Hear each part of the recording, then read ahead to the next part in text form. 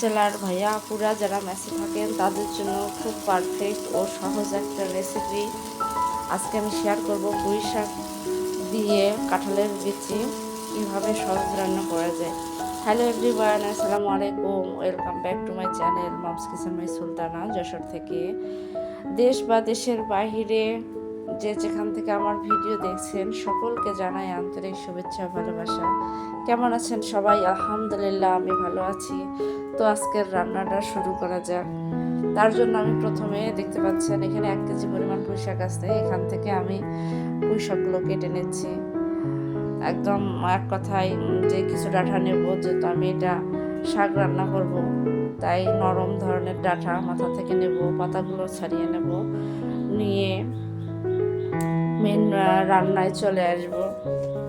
তো এত শাক আমি একসাথে রান্না করব না, এখান থেকে আমি যতটুকু পরিমাণ প্রয়োজন ঠিক ততটা আমি কেটে গুছিয়ে নিচ্ছি।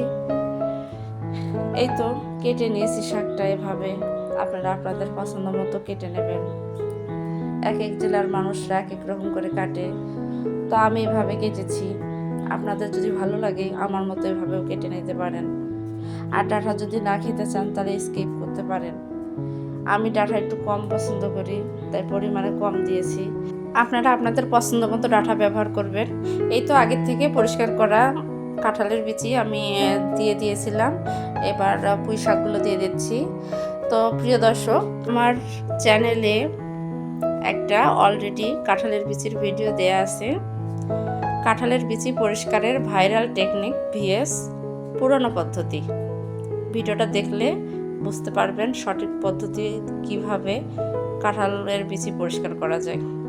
তো এই যে এভাবে আমি শাকগুলো সব দিয়ে নিলাম। শাকটা আমি সিদ্ধ করব খুব সহজভাবে। ব্যাচেলার ভাইয়া আপুদের জন্য আজকে আমার এই রেসিপিটা, তারা যেন খুব সহজভাবে একটা শাক রান্না করে খেতে পারে। তো এখানে আমি স্বাদ মতো লবণ দিয়ে দিলাম, পরিমাণ মতো হলুদ দিয়ে দিলাম, দিয়ে অল্প পরিমাণ পানি দিয়েছিলাম।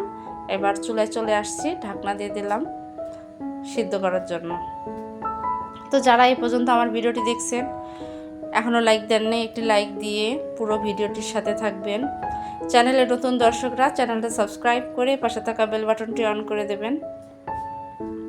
এই তো আমি দেখেন ওলট পালট করে দিচ্ছি, তাহলে নিচের শাক উপরের শাক সবগুলো পুরোপুরিভাবে সিদ্ধ হয়ে যাবে।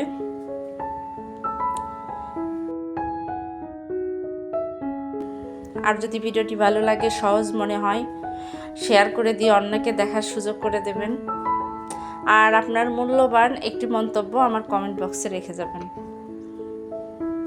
আমার শাকে কিন্তু এখনও পানি আছে, পানিটা শুকিয়ে যাওয়া পর্যন্ত আমি অপেক্ষা করব। আবারও একটু ঢেকে দেব।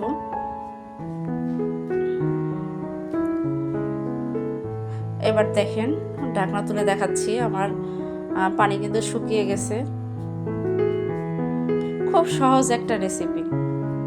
যারা কাঁঠালের বিচি খেতে ভালোবাসেন তারা কিন্তু এভাবে তরকারির মধ্যে কাঁঠালের বিচিটা ব্যবহার করতে পারেন।